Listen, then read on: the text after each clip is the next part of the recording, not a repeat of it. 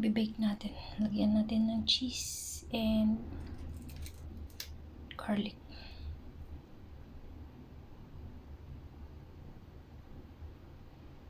Magawa tayo ng dressing niya.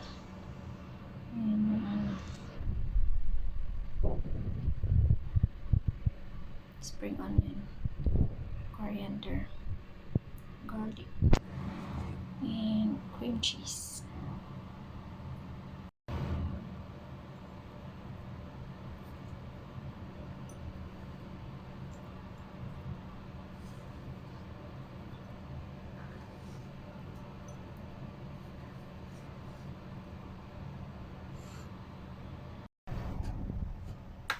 Wala akong cream cheese.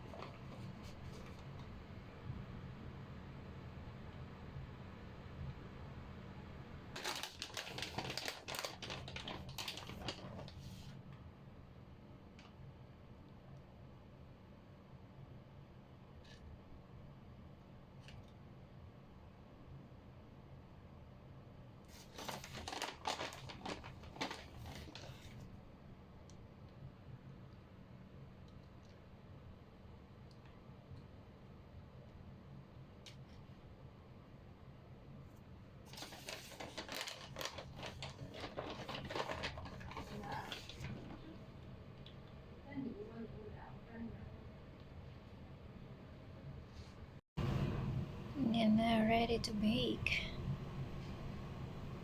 Pwede na siyang i-bake.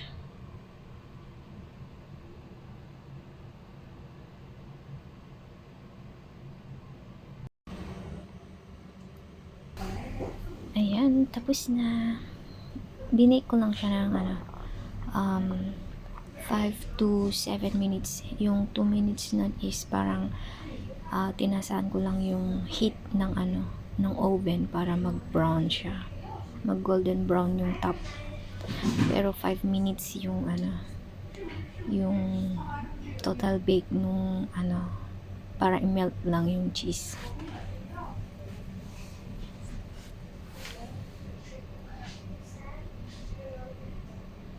Ayan.